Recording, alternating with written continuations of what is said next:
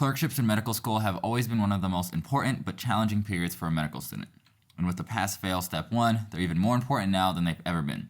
And one of the keys to succeeding is developing a strong study plan that will allow you to maximize your learning both in and outside of the hospital. It can take time to figure out what works, but in this video I'm going to be sharing how I approach studying during my rotations, and hopefully you can take pieces of my plan to develop a plan that works for you. If you're new here, my name is J.R. Smith and I'm a medical student at the Mayo Clinic. First of all, it's important to know that studying during your rotations is going to be very different than how you studied during your preclinical years. Before, studying was your only responsibility, but now you're tasked with spending significant time in the hospital and clinic, and also prepare for a shelf exam at the end of the rotation. And during your clerkships, you will have significantly less consistency in your schedule, not only between different clerkships, but actually within individual rotations. And honestly, during some weeks, Monday may look drastically different than Thursday. There will be days where you'll be in the hospital from 5 a.m. to 7 p.m. and also some days where you'll be there from 8 in the morning to noon. So because of this, it is impossible to create a schedule around specific times of the day, which can be pretty tough for people who rely on a pretty strict structure. Instead, I found it helpful to break the day into 3 segments that you can be sure to have: before clinic, during clinic, and after clinic. And I'm using the word clinic here to refer to any responsibilities you have outside of your home or the library. So this is the inpatient hospital setting, the outpatient clinic, the sim center, didactics, etc. The specifics of each day will probably change every day, but these 3 general aspects of before clinic, during clinic, and after clinic will stay consistent. And my study schedule is rooted in accomplishing a bit of studying in each of these phases of the day. Now, before clinic is time dedicated to review. For me, this is through Anki. I found it to be the most effective and efficient content review tool, but it can also be watching videos or reading from articles or a textbook, or however else you found is the best way for you to learn. I personally try to plan for about an hour or so of Anki before leaving to the hospital. Some days are more and some are less depending on when I need to leave for the day, but making this a part of my routine ensures that no matter what else happens throughout the day, I've done at least some content review. Now, I know that some people are not morning people, and half of y'all probably just stop watching the video after I've recommended waking up an hour before you need to. But getting to the hospital after already being productive for the day makes me even more prepared to accomplish the day. We all know that rushing is one of the worst ways to start the day, and there is actually a term for this called hurry sickness, coined by 2 cardiologists, Drs. R.H. Rosenman and Dr. Meyer Friedman. It suggests that if you chronically are in a rush, you can suffer both mentally and physically and start experiencing things like increased fatigue, irritability, headaches, and even a weakened immune system. Clerkships are stressful enough. You don't want to add to that stress by experiencing hurry sickness. So I found that when I take an hour or so to do my review, not only do I get a bit of productivity going, but I also can avoid rushing and get a healthier start to my day. The second segment of the day is during clinic, and when you're fulfilling your clinical responsibility, every patient that you encounter becomes an opportunity for you to study. Every time you review a patient's chart, read up on different pathologies related to your patients, and participate when the team is reviewing each patient, you're studying.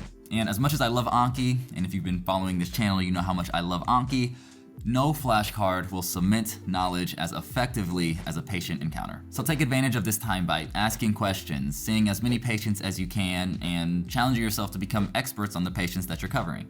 During the shelf exam at the end of the clerkship, whenever I get a question on topics that are related to things I've seen with my own patients, they're basically gimme questions. So by that rationale, the more patients that you experience and work with, the more of those gimme questions you'll have on the shelf exam. Yes, it can be stressful to present patients and time-consuming to write notes, but whether you're reading or writing about your patient, you're learning. And if you focus on mastering just one pathology that you see in the clinic or the hospital each day, you'll come away from your rotation knowing way more than you probably thought you could. So don't think of the hospital or clinic as a less than ideal place to study, because it can really be the most productive part of your day if you want to make it that way. Now, before we get to the final part of the day, I want to take a quick second to talk about the kind sponsors of today's video, Skillshare.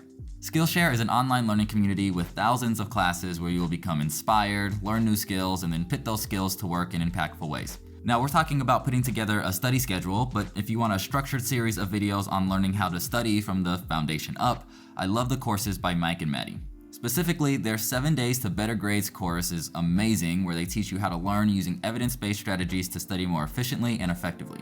Developing a study schedule is just half of the battle. You still have to make sure that you're utilizing the best strategies, techniques, and methods for studying. And even outside of study videos, I continue to use Skillshare to learn and develop new skills, because at the end of the day, that is at the root of the purpose of this channel, which is to motivate each one of you to keep evolving. It is never too late to develop that new hobby, master that new skill, or start that new business, and Skillshare is the best place to get started. The most important thing you can invest in is in yourself, and if you use the link in the description below, you can get a 1-month free trial of Skillshare, so you can check it out for a month, cancel at any time, and really have nothing to lose. Now, back to my study schedule. The last part of the day is after clinic.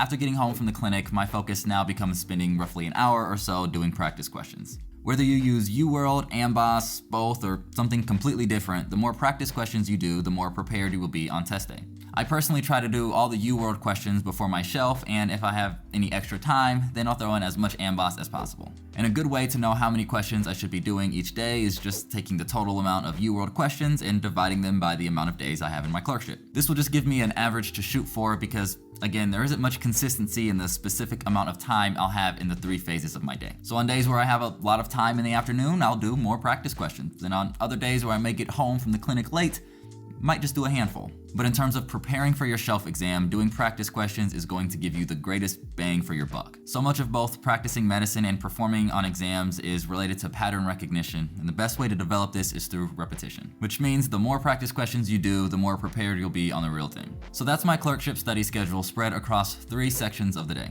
Reviewing material in the morning, which for me comes in the form of Anki, learning from the patients I see in the hospital or clinic during the day, and finally getting reps of testing my knowledge with practice questions in the evening.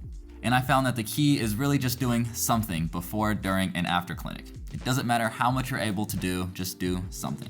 It's less about doing 500 Anki cards and 40 practice questions every day, and more so about focusing on one thing that you can accomplish in each phase of your day. And whether you can only focus on it for 30 minutes or for 2 hours, it's the routine of just doing something that allows you to make significant progress over time, especially when you're in a season of life where consistency can be hard to find. And if you're able to accomplish 3 general things each day, reviewing material, learning from your patients, and doing practice questions, you're gonna be set. It sounds like a lot, but if you break your day into 3 segments, it immediately becomes a lot more reasonable. But that's it for this video. I hope that you enjoyed it, and I hope that it can help establish a study routine that works for you. But before I go, I wanna make you aware of my Teach As You Learn community that's designed to provide med to pre-med mentorship. If you're a medical student passionate about mentorship or a pre-medical student seeking some support and guidance, we would love to have you join our community. We provide tons of events on topics from gap years to the MCAT, and we have a Slack channel where you can have 24/7 access to a team of mentors for any questions that you have. It's completely free to join, and we already have nearly 300 students involved. So if you're interested, check out the link in the bio for more information. But again, I hope that you found this video helpful. If you did, make sure you hit that like and subscribe if you haven't already. And after you make that study schedule, check out this video here for the 5 most important skills that I think every student should master. But as always, until the next one, keep evolving, and I'll see you guys soon.